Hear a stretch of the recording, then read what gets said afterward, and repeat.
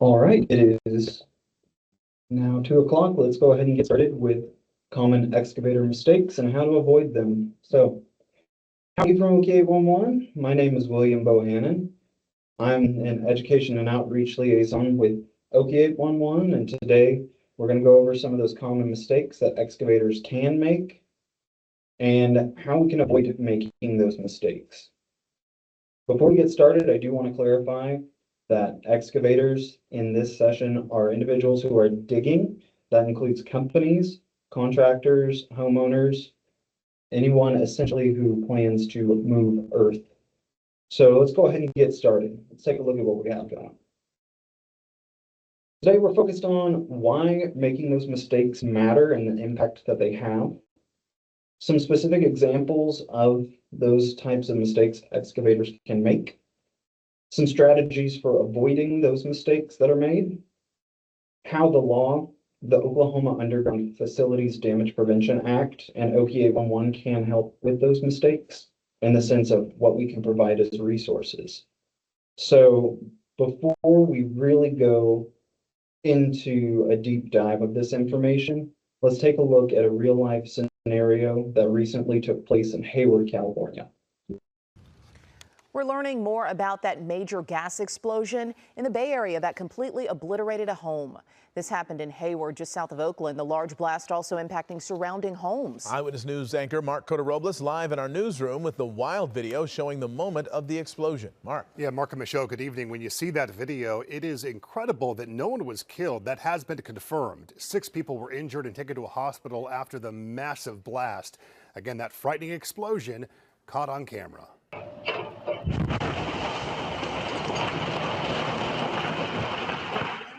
The blast recorded on doorbell video destroyed 2 homes. You saw a utility worker there ducking behind his truck. He appeared to be okay. This is the devastation from above. It happened in the city of Hayward in the East Bay. The powerful explosion also blew out windows and shook nearby homes, the debris raining down everywhere, landing on neighboring homes and cars.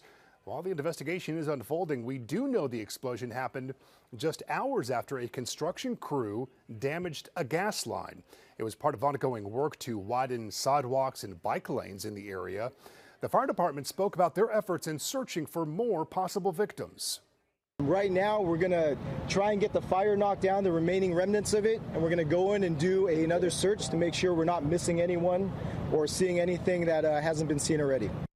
The Alameda County Fire Department now confirms that no one else was found. They believe that some of the people injured were workers in the street. There's no word if any residents were among those injured. PG&E says the explosion happened 10 minutes after their crews stopped the flow of gas. The NTSB now responding to the scene to assist in this developing investigation. Live in the newsroom, Mark Cota-Robles, ABC 7 Eyewitness News. So what's going on there is that during the investigation, they understood that an excavator did damage a gas line during their excavation. And that was potentially to them not maintaining clearance. So there's a variety of mistakes that can be made. And the big reason of why it matters, excavation is the #1 cause of utility damage. And damage to these utilities, it can equal delays, injuries, legal liabilities, service outages, and potentially death. Common mistakes can have outstanding consequences when working around underground lines. So it's very important to keep in mind that those consequences for common mistakes can be great. So, looking at what some of those common excavator mistakes might look like. Even most experienced excavators can make mistakes that can lead to those damages, delays, and fines. So one of the biggest mistakes is not contacting 811 prior to digging. This is not only a mistake, but potentially dangerous and costly one. Operating out of ticket scope is another thing, such as digging outside of the designated area described on the ticket, or doing work that was not described in the ticket, making sure that we are not sharing tickets, Incomplete white lining. White lining is an industry best practice that helps to define the more precise area of where your project will be taking place, and that will help locators and where to mark those utilities. Incomplete white lining can lead to locator confusion and delays. Another one is starting work before the legal start time or the start date for excavation, which we'll define a little bit more clearly later on. Digging without checking all utility responses in positive response and assuming that the area is clear just because nothing was marked, but always checking in the portal for that positive response. Rushing in the tolerance zone is another very big and common mistake.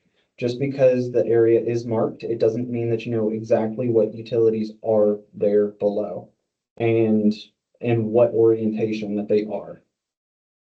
Sharing tickets, also kind of like working outside of ticket scope.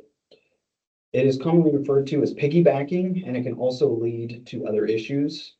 Really, this is just like adding an uncertainty of someone else acting outside of your ticket scope.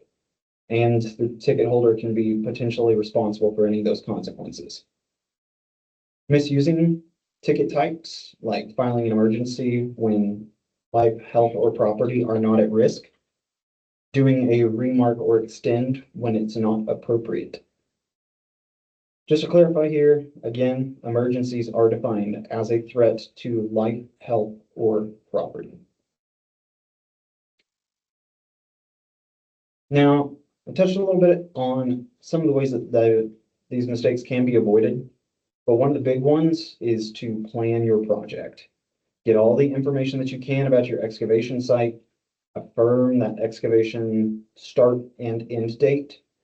This will help with your dig ticket and to decide the best time to make your ticket. Determine what type of ticket that you will need going into that generating of ticket. Will it be normal compliant? Will you be setting up meetings? Will you be asking for surveys? Those kinds of things. Get the documents that you would need, like an emergency action plan, job hazard analysis, contact listing. These can be very helpful with planning your project ahead of time. Make some pre-excavation checklists, record what steps have been taken and it shows what steps you need to take. Having scheduled reminders for contacting 811 when your start and completion dates are for your excavation, as well as when your ticket expires and when you need to keep up with positive response. We all have phones and we all have a variety of ways to keep a schedule that way. And so we can always schedule reminders. Most importantly, contact OK811 when you need to get your excavation ticket. You will have to wait those 48 hours, excluding date of notification, weekends, and holidays, as a minimum 48 hours prior to beginning your dig. Review your ticket scope regularly throughout the project. Ensure that everyone is on track with that scope and continue to remind them, of course, throughout the project what that scope is. The Excavator portal helps you to create, manage, and track tickets in real time. And again, you can confirm your positive response within that portal. So never assume that your excavation area is clear of utilities. Read it, see it, confirm that all of your markings are there. The portal also allows excavators the opportunity to select the ticket type, which should include extensions, remarks, and second notices. To avoid piggybacking, it's important to ensure that each ticket reflects the exact work being done at the site. So just make sure that all of your information is full and complete whenever you make a ticket, and be sure that you have all that information prepared. A couple of other things that can help to avoid those common mistakes. Opening constructive communication with everyone involved. It's very important for maintaining consistency throughout the project.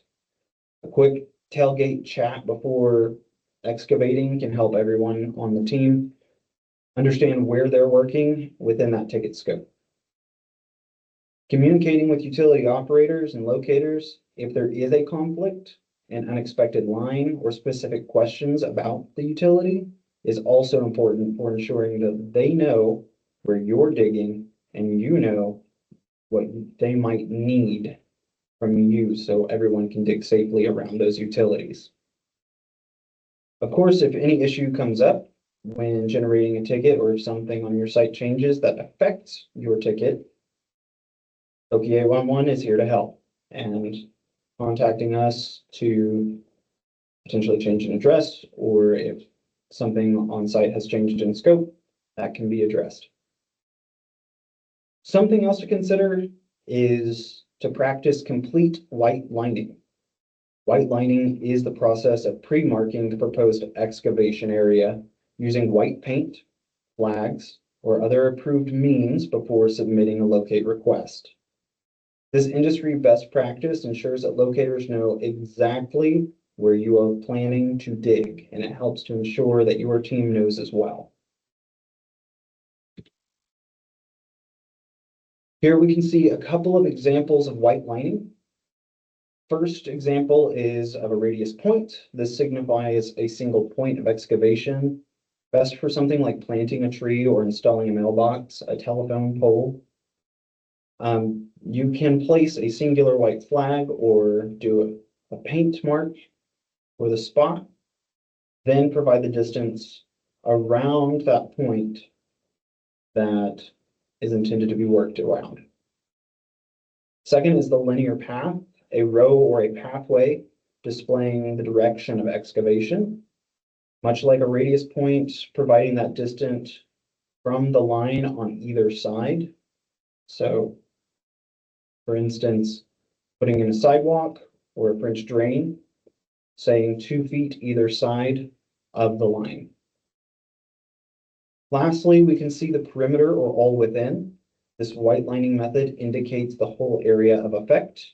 It's best used for something like foundations or an in-ground pool. This would be the entire perimeter of what is being worked on or excavated. All methods require that the area be marked with white flags, paint, or other approved method of marking. Now, looking at the law, the Oklahoma Underground Facilities Damage Prevention Act. It is the law that excavators follow through on their responsibilities. According to the OUFDPA, it is the excavator's responsibility to contact OP 811 when digging in the state of Oklahoma, near and around easements. Wait the required time prior to excavation. This is the window of a minimum 48 hours, excluding holidays, weekends, and date of notification. Confirm utility marks on site of project. This is confirming your positive response and confirming that your area has been marked. It is also the excavator's responsibility to respect the tolerance zone of underground utilities. And in doing so, it is understanding the 2 feet on either side of the utility mark, using potholing or soft digging methods to expose those utilities. It is also the excavator's responsibility to report damages. No matter how small they may seem, all damages must be reported to OP 811 and the facility operator.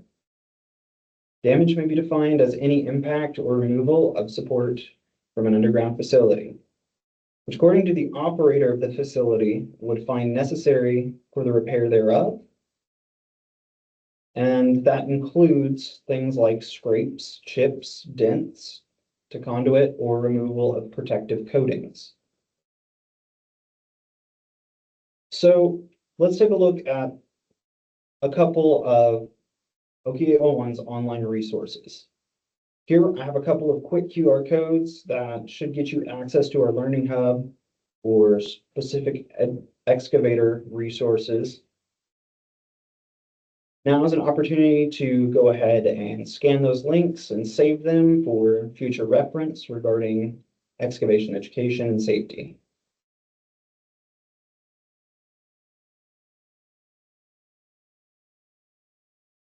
Additionally, OKI 811 hosts multiple safety days throughout the year and all throughout the state. So, as a key industry stakeholder, we would like to invite you to participate in these safety days. OKI 811 coordinates with public safety awareness events that offer excavators, contractors, facility owners, operators an opportunity to see and hear profound experiences. It is a great opportunity to network, learn new skills, gain OKI 811's excavator certification, and potentially win a couple of cool prizes along the way. Now, a couple that you may see near you on April 8th in Ardmore, May 4th in Enid, May 20th in Lawton, June 17th in Ada, August 12th in Tulsa, September 16th in Elk City. We'll also have a couple of virtual safety days if that is something more applicable. Here is a link or QR code not only to our safety days page, but also our upcoming Oklahoma Excavation Safety Expo on April 1st and 2nd. It is a premier event for professionals dedicated to safe and efficient excavation practices. This is a dynamic conference with expert-led sessions, in-depth workshops, cutting-edge technology. This is top tier when it comes to information about excavation, safe practices, safe digging. Now, we'll also be having most of our events in Spanish as well. That includes our certification courses. We'll have a Spanish Safety Day coming up. We do have a variety of resources available to help avoid common excavator mistakes. And we'll have those not only in English, but also in Spanish. So let's take a quick review of what we've gone through today. So before concluding, we discussed why it matters to be safe during an excavation, how those actions do have consequences, common excavator mistakes. We also talked about some of those solutions on how to avoid those mistakes, such as complete white lining and not rushing through the tolerance zone. We discussed more about the Oklahoma Underground Facilities Damage Prevention Act and OKI 811's resources. Now, let's go ahead and start wrapping up on our webinar here. But before you go, we would love to hear some feedback from you. So I want to thank you again for joining us today. If you could just take a few more moments and give us a little bit of feedback for opportunities to be entered to win an Amazon gift card. This is a great opportunity for you to share more of what we discussed, more of the things that you want to hear about, and how we can better our programs to serve you. Thank you again for joining us today. Remember to dig smart and dig safe.